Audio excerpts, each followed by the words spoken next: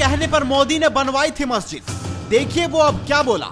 मेरे कहने से मोदी जी ने एक मेरे शहर बिजनौर की कस्बे में सियासत में एक मस्जिद का काम कराया जो 25 साल से अटका हुआ था।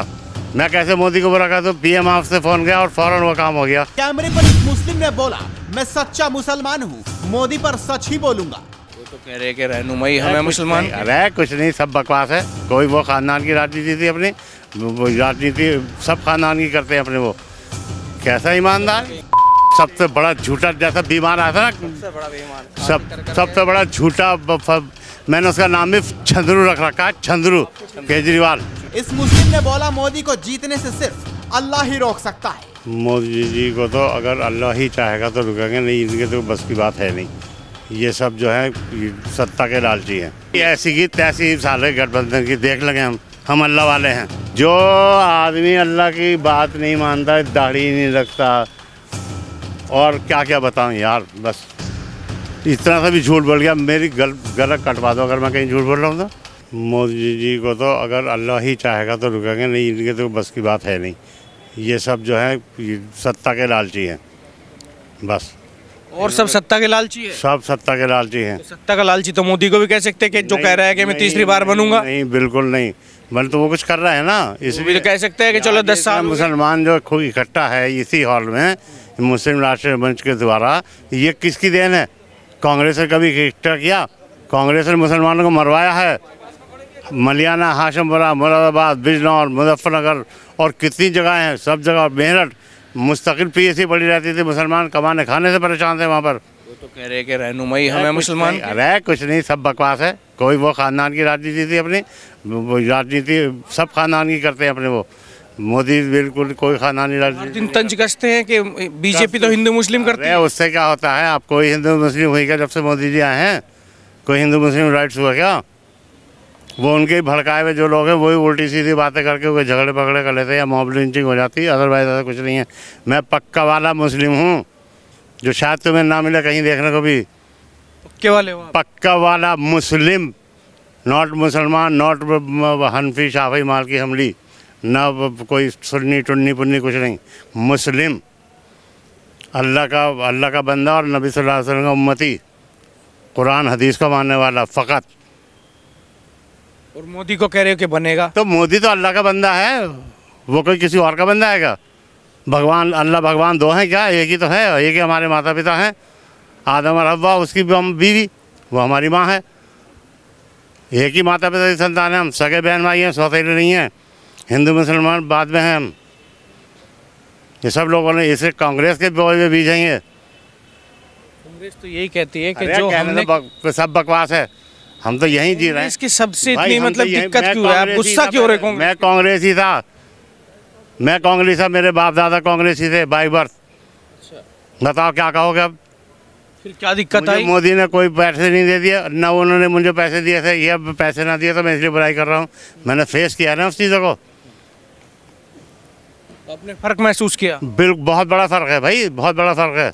मेरे कहने से मोदी जी ने एक मेरे शहर बिजनौर की कस्बे में सियासत में एक मस्जिद का काम कराया जो 25 साल से अटका हुआ था।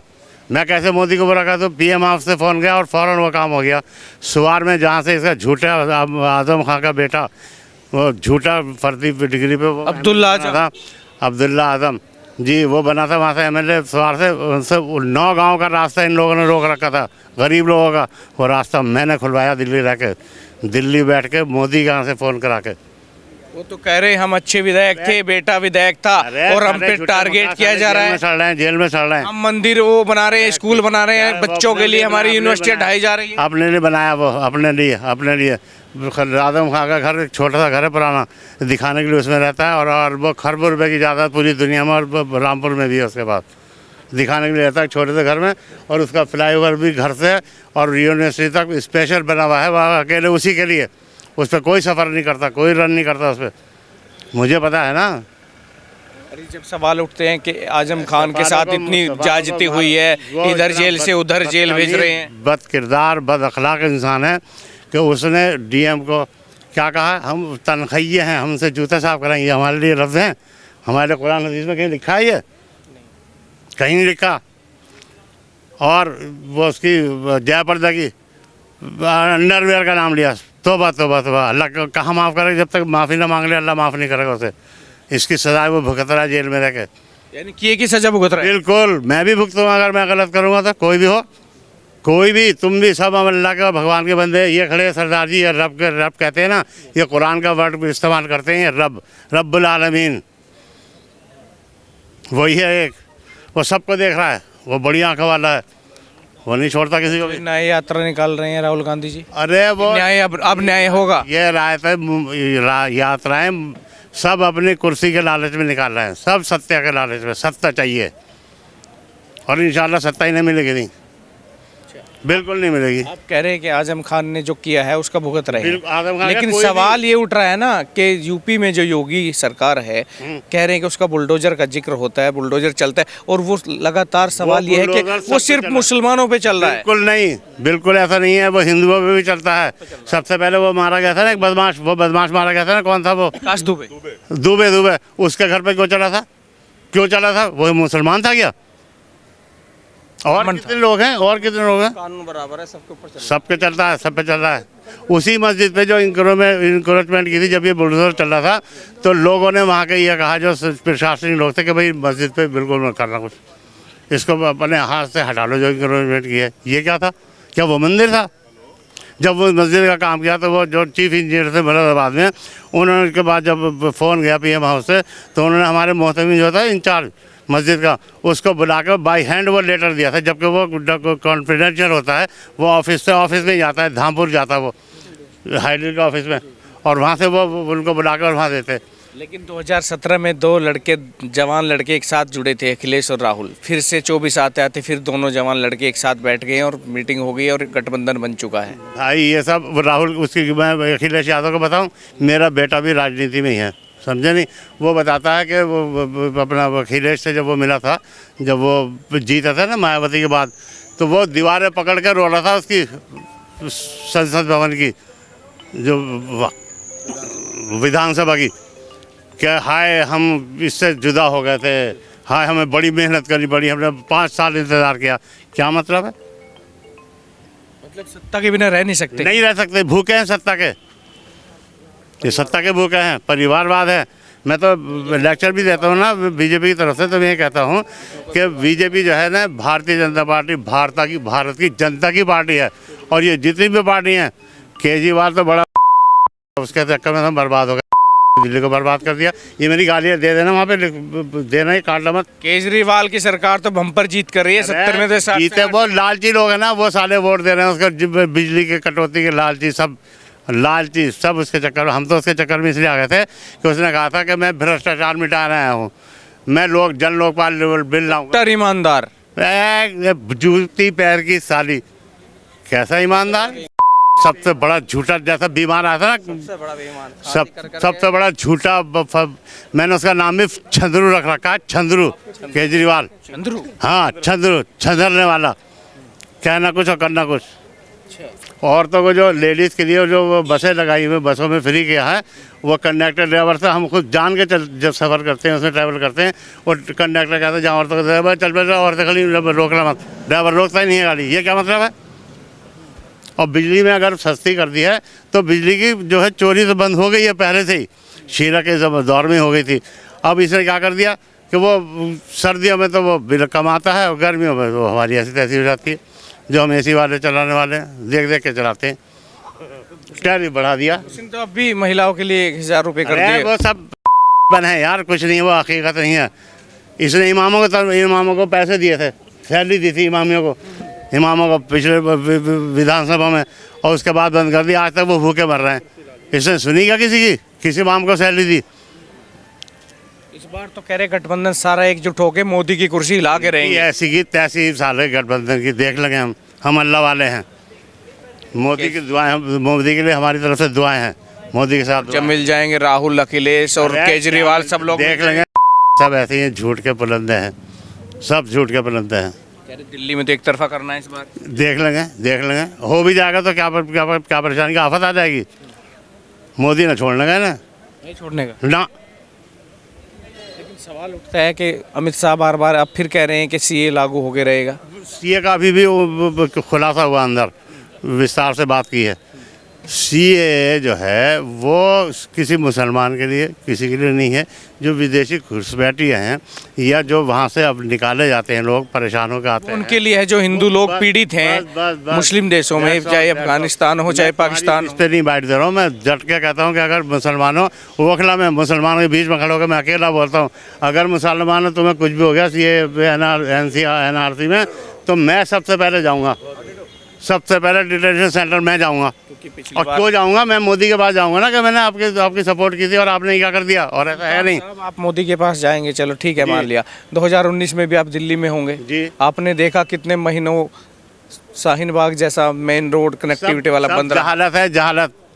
अब इस दीन इस्लाम में इस तरह से औरतों को बेपर्दा होकर कहीं बैठना नहीं आया, बिल्कुल नहीं आया होना। और औरतों को तो किसी उसमें शरीक ही नहीं है ऐसे, ये सब लोगों ने इस्तेमाल किया। और मैं मना करता था, मैंने 5 दादियों को मैं गवर्नर के यहाँ लेके गया था, हाजी सुल्तान अहमद, मैं लेके गया था, लेकिन जाहिलों ने मेरी बात नहीं मानी। मैंने कहा था कि तुम थोड़ा विड्रॉ कर लो और मैं तुम्हारे नाम भी कटवा दूंगा। मेरी जॉइंट सीपी से मीटिंग हुई, रात को हमने थाने में, शाहीन बाग अपने थाने में खाना खाया सबने साथ में। लेकिन ये ओवैसी है तो गिर जाए तो कह रहे हैं मैदान इनका डट के तैयारी करनी है, हम सड़कों पे आंदोलन होगा इस ऐसे ही हैं, सब ऐसे ही हैं, ये सब अल्लाह को मानने वाले नहीं। अल्लाह को मानते हैं, अल्लाह की नहीं मानते ये लोग, ये सब डुप्लीकेट हैं। ओवैसी डुप्लीकेट अरे डुप्लीकेट है सब। तो गिर जा।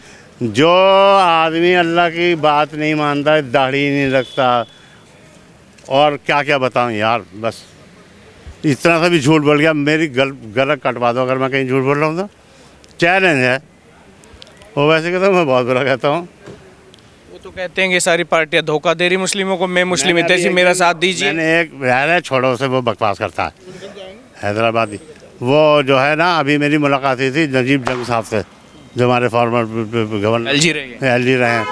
एक मेरा प्रोग्राम में, उसमें इस्लामिक कल्चर सेंटर में, और उनकी मैंने एक वीडियो भी सुनी थी। मैं बहुत इम्प्रेस हुआ था उनसे। मैं वहाँ मिला, स्टेज पे जाके सामने बैठे थे, फिर मैंने नारा भी लगा दिया था उसमें। जब वो स्पीच दे रहे थे, वहाँ भी बहुत पॉजिटिव स्पीच दी थी उन्होंने, तो मैंने नारा लगा दिया। मैंने कहा हमारा कायद कैसा हो, जंग साहब जैसा हो। बड़े हंसे सब लोग, अलग मैं क्या अकेला ही। बाद में मैं स्टेज पे गया तो मैंने कहा, मैं सर ऐसा है, आज हमने आपको अपना कायद मान लिया है, कोई माने ना माने, हम आपको प्रमोट करेंगे। तो मान रहे हो अब की बार 400 पार का जो नारा बीजेपी दे रही है? वो मैं नहीं कह रहा, वो उसमें मैं कोई अल्लाह नहीं हूँ, आलिमुल गैब अल्लाह है, अल्लाह जानता है, वो गैब की बात है। लेकिन आएगी बहुत बीजेपी इंशाल्लाह, ये पक्का है? पक्का इंशाल्लाह। कितनी सीटें घटाएंगे, क्या कर रहे हैं?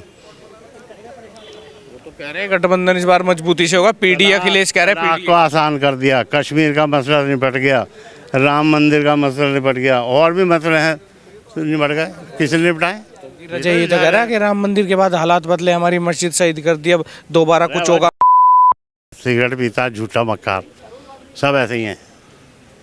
ये सब झूठे मक्कार हैं, ये जुल्म की यकीन वाले बेबेंदी के लोटे, कभी किधर कभी किधर, कभी किधर कभी किधर, और मुसलमानों को नुकसान पहुँचा रहे हैं। ये इनकी स्पीचें, ये तड़कना भड़कना और ये करना, और हम जेल भर देंगे।